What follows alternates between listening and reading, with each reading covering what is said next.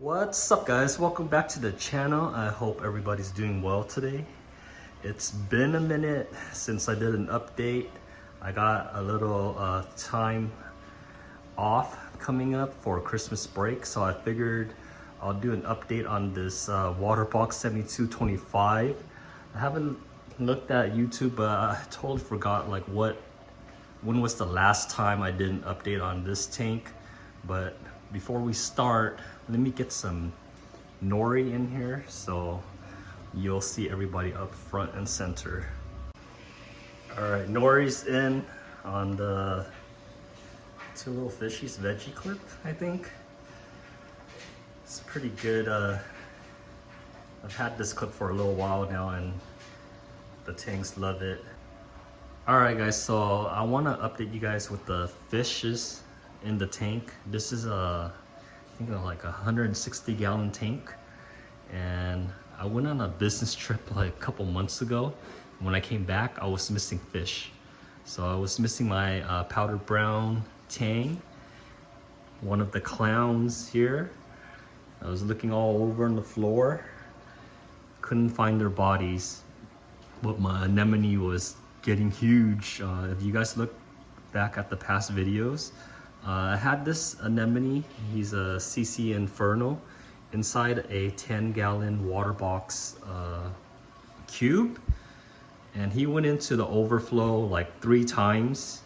Thank God it didn't rip up, but he also went into the narrow 5 wave maker like 2 times. And after that, I just kind of gave up on keeping this anemone in a little 10-gallon. So I put him in here, and he's pretty much thriving in here. If you look back at the older videos, it wasn't this big. So I'm suspecting the CC Inferno was eating my fish. So couldn't find the powdered brown tang, and I couldn't find the saddleback clownfish. So when I had the missing fish, I went to Tongs and they had some saddleback clowns, and I got a smaller one. This one was one of the originals right here. I got a smaller one, smaller than this guy, thinking this one's bigger, it's a female, and it'll pair up with the little baby one. I put the baby saddleback in, and that fish disappeared too. So, and again, no bodies, nothing. So I'm thinking the anemone's eating it, eating my baby clownfish, maybe even the tang, but I haven't caught a body in there yet. So I went back to Tongs again, and I saw this one. It's huge compared to this one here. So it's kind of similar price, like 35 bucks. So I went ahead and got him and acclimated him to the tank, or her to the tank, and she's been hosting it and getting along fine. They don't fight or anything like that. Besides the 2 clowns, we lost that powdered brown tang, so I went out and tried to get a replacement, but I couldn't find them anywhere. I went to Ellis Aquatics. They had a powdered, not powdered brown, but they called it chocolate. He's right here. It looks more yellowish to me, and I like the yellow in the tail. And with the tank like this, I'm willing to take them in because I like the little yellow, the coloration of yellow popping, going back and forth in the tank. But that guy's a new addition. And I had another loss. My nasal tang had like a bloated belly, and I noticed it one week, and it just kind of stopped eating for a couple of days and just like passed away. So this guy right here is a little skinny. I picked him up at Tongs Tropical for only 35 bucks, and he's in there now. But yeah, like I was super confused with where those fish went. So it's either the anemone's eating it or they jumped out. So with the second option, I ended up creating a screen up top right here. For this screen, usually people use window frames and kind of split it up into 3 or 2 pieces so it's more manageable. I wanted one piece, and with the window frames, if it's one piece, it's gonna be really flimsy and kind of twist and everything when I'm trying to take it off. So for this one, I just use pine trim, I guess. I cut it to size, and I'm using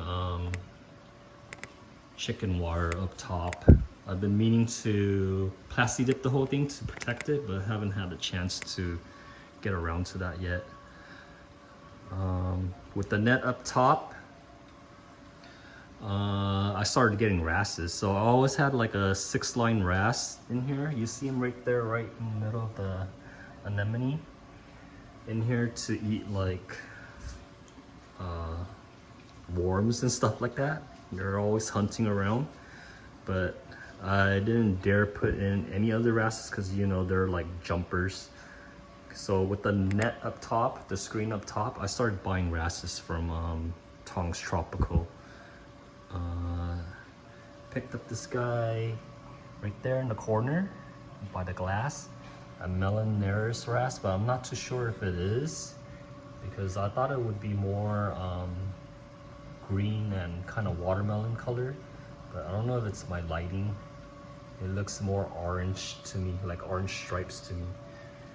And I picked up this fairy wrasse right here for 38 bucks, something like that. It's like purplish color. And I picked up this yellow wrasse right here just to add more coloration to the tank and everything. But those are the new additions for the fishes. I didn't add anything else. I haven't had any other losses since. But yeah, I'm not too sure what happened that week because I was like gone for a whole week and didn't touch the tank at all and came back. It's just what happened, you know. And my tank was like going off whack, like my skimmer down here was skimming a lot, and I think it threw off my salinity. So I started noticing my my SPS, like, what is this, like a bird's nest right here, right in the middle. Purple started like STNing, like kind of bleaching itself, and then it like stopped. So I'm hoping it recovers. So parts of the tips are still there, and then the base is still there, but then you see that white bone skeleton. I'm hoping everything's okay now. This digitata forest fire is still here, it's fine. And then I lost my green bird's nest. It totally just like died. I think I took it out. Oh, right here. You see a skeleton right there. But then this one is like bubblegum digi or something that's still here. Besides that, I found a bunch of Euphilia on OfferUp from a local reefer, and he wasn't like looking to rip off anybody. The prices were pretty good, so I picked some up, and they're all on the floor right here. You see like the gold hammer in back right there, a bicolor hammer, that purple one right there, another gold hammer up front, and then like a neon green hammer right up front, and you see a whole bunch of babies at the base right there. And then over here I got more. It's a froggy, it's all huge. It's like a basic hammer, I'm thinking. Down there, another gold hammer, and then another neon hammer. I just like got them in and I put them on the base just to get them acclimated, and they seem pretty happy down there, so I just kind of left it down there. Up on our rock work, just kind of,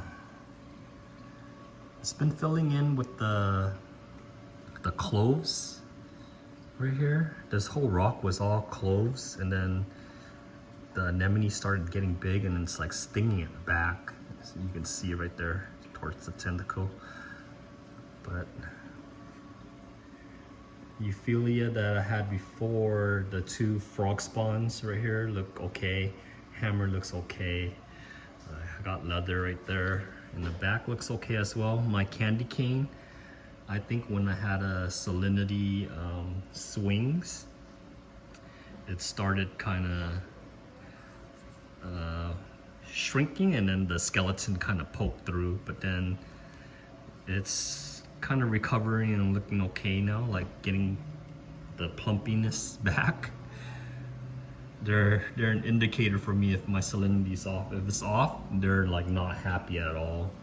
You see more candy canes right here. You see the black spots where it's like ripped when they shrink so much that the skeleton pops through, but when they're happy they get super plump and round.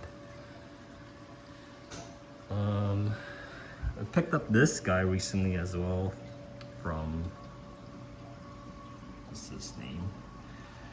Offer Up.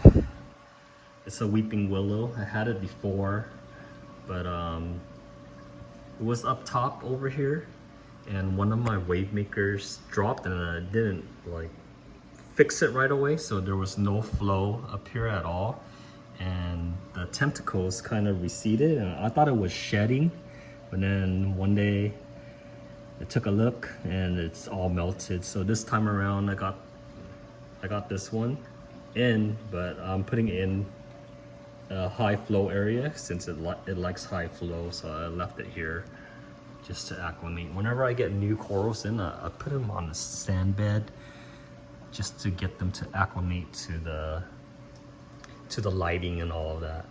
So on the floor I got a whole bunch of these Captain Jack Zoas or Pallies. They're growing like super crazy, like they're super resilient with everything I've thrown at it, and it was just on a little plug and it's just expanding like crazy. My GSP, they're on a 1 foot bullnose tile. I didn't want to have it grown on the bottom on the glass like I did on the Red Sea Reef for 350, because it was like hard to contain, and once it started getting on the glass it was kind of a chore to scrape off and things like that. So I decided to grow it on tile to have it all contained up front like that, so when you're looking from far away it looks like a bed of grass, I guess. I'm liking the look so far. I think that's pretty much it. And the entire time my lighting was just 2 old T5s and these LED strips right here for the pop. I wrote to Night Crew and they sent me new power bricks, but I haven't had time to get around to it yet. Probably in a week or two I'll probably get those new bricks up there and get the LEDs back up and running. But my tank, I feel like it's been doing super good so far, so I'm kind of hesitant to change up the lighting and things like that. With everything on the bottom here just kind of thriving, I'm kind of hesitant to change up the lighting. But let me know in the comments section down below what you guys think. You guys have more experience. I'm just kind of winging this the whole time, and I feel like I'm getting lucky that it's been able to show this much growth. But yeah, let me know in the comments section down below what you guys think, and then I'll be sure to update you guys with more videos. Let me know if you guys have any any questions or anything like that with the entire system, I can probably do a separate video for you guys. But until then, I'll catch you guys on the next one. Bye.